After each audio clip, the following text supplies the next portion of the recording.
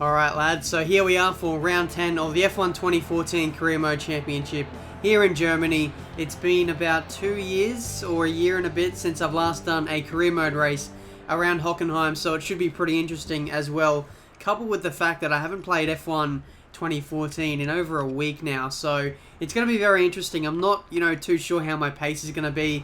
My consistency probably won't be that great either.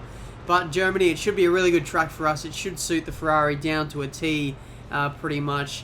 And here we are in Friday practice, just going through the setup. The way that the nature of the track is around here in Germany is you want to be going for straight line speed pretty much. So we're running with minimal downforce, 11 front ride height there to get extra straight line speed, and we'll see how that goes over the course of the weekend. So the way that this game works, definitely in career mode at least, it seems like for me, that the Ferrari doesn't quite feel as nice with lower downforce. So that might play against us, but we'll see how we go as we have an R&D objective to do in this Friday practice session. So if we complete it, I believe we'll get 10% or 5% more or less drag. So that should help a little bit, especially as we come up to tracks like Spa and Monza. So that'll be pretty good for our performance. But in terms of Friday practice, we set an 18.5, and that was good enough to get us top of the session.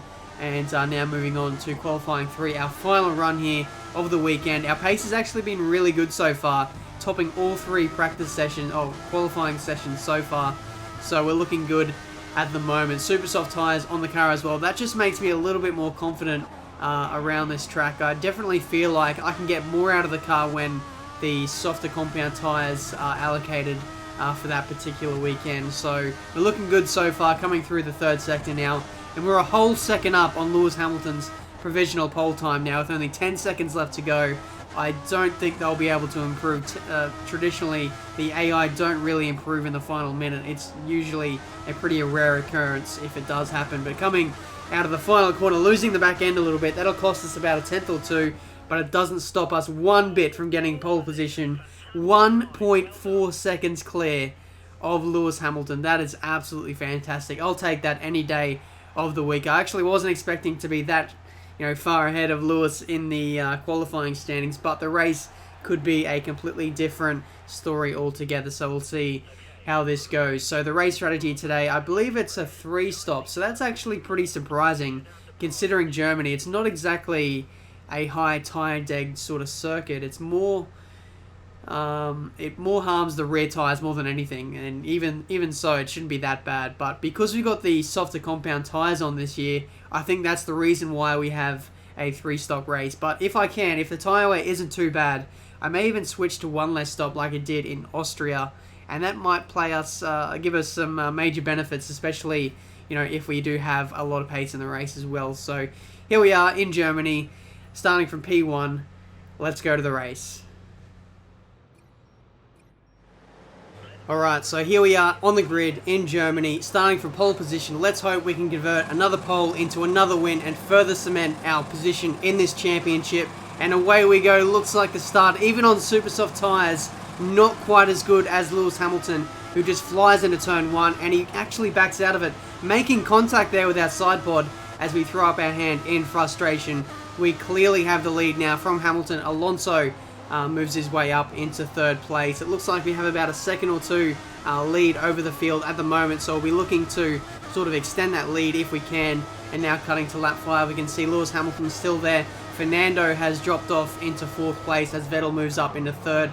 And coming into this middle sector hairpin type corner, actually made a mistake there, just missed the braking point there, because it's sort of a guessing point as to where to brake there, and it really caught me out there as Vettel now flies up my inside for P2 as well. So Vettel looking very quick at this phase of the race, rather, as looks like our tyre wear surprisingly is starting to look really bad at this stage. Only 5 laps into this race, and the tyres are looking very, very bad indeed. And now lap 7, we're actually coming in for our very first stop here. Really couldn't make any inroads on the leaders after they got past me, simply because the tyre wear, or the tyres, just felt absolutely terrible, especially coming out of slow corners. So that's something I'll need to manage on the prime tyres now, as we have to do even more laps on these tyres. So fingers crossed they can be a lot better than what the super softs were, and hopefully we can gain back some of those positions that we lost in the first stint. So rejoining on the track. It looks like we're going to join in P9, effectively still third in this race, so we're not looking too bad at this stage. But in saying that, I want to get past Kvyat as soon as I can so I can try and attack Vettel and Hamilton as soon as I can, because those guys on new tyres, they're not going to be too quick, but as the the stint progresses, they're eventually going to get quicker and quicker. So I need to get in front of them as soon as I can to sort of block off their momentum as we got the inside of Kvyat there. And coming into the hairpin, for whatever reason, it just felt really weird. Like I didn't really have much feedback or much feeling coming into that corner. I didn't know if I made up good time through there. I just felt like I was getting a lot of understeer through there, and that was really annoying. Sometimes, I'd nail it. Other laps, I'd do the exact same thing and I lose like a second. It was really weird. It's like the Monaco hairpin sometimes. But lap 14, we come through and we've actually overtaken Vettel, who's made a mistake. He pretty much did the same thing that I did. So that corner definitely not taking a lot of prisoners this race. As you can see, Hamilton on lap 15 is coming in for his stop, is he? Yes, he is. So that relinquishes us into the lead of this race. So the race is kind of kicked off in the last few minutes, and now we have the lead of the Grand Prix. But that's only temporary, though, as we come in for our next stop. Going on to the primes once again, and this is our second stop. We'll still need to come in for a third stop. So unfortunately, the tyre wear just, it's too bad for this track. I was really surprised by it. I wasn't expecting it to be this harsh, so unfortunately we need to come in for 3 stops, just like the AI, so there won't be any advantage gained there. So we'll see how this goes as we come out of the pits now. Still effectively third in this race. No, we're actually effectively second as we got in front of Vettel. My mistake there. Ricciardo actually got himself up in a second before he made his next stop. And now getting slipstream from Kobayashi briefly. Didn't really work out too much there. It looked a bit too spectacular as we lap. Is that Esteban Gutierrez there through the fast right-hander. And look at this. We actually got really close to his front left wing there. And if I would have made contact, that could have potentially ended in disaster there, which would have not been too ideal. As now we come in on lap 26 for our final stop, and I've gone, screw it, let's come in for a set of options. The primes still not feeling that great, just like the super softs at the start of the race. They just weren't that great. But in terms of the super softs though, I actually did have good lap pace at the start of the stint, so maybe the fresh super softs will be able to give me some kind of advantage in trying to catch Hamilton maybe. But we'll see how it goes. We won't have to deal with tyre wear at the back end of the race. But in saying that, the last stint should be, the easiest. And of course, we do have fresh super soft tyres to use at the end. So fingers crossed, it should be good for us as we try and close in Hamilton. We've got Vettel only 6/10 behind us as we cut to lap 28. Still trying to push as much as we can to close that lead down.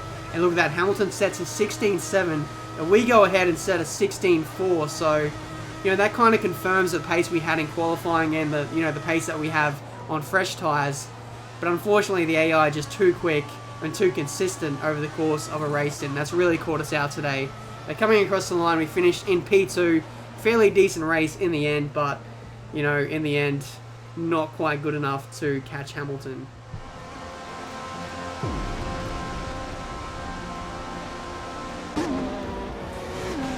Second place. Brilliant driving. Brilliant driving. Thank you, engineer. That's a little bit optimistic saying that drive was fantastic, but I'll take it. 18 points. The tyre wear, of course, a little bit too harsh for us to handle today.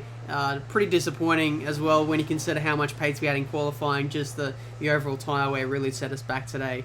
Romain Grosjean, the only DNFer of the race, and in terms of the driver's standings, we lead by only 9 points at this stage of the championship. So I think we're just over halfway now, and the battle is really starting to hot up as we still lead the constructors standings by 22 points over Mercedes. So they're definitely closing in on us, and it's getting very exciting coming into the final stanza of the championship. So let me know how it's going to play out. But until my next race in Hungary, the Magyar Nagydíj Grand Prix, as some of you sprint mode fans will know it as. But until that race, I'll see you guys next time.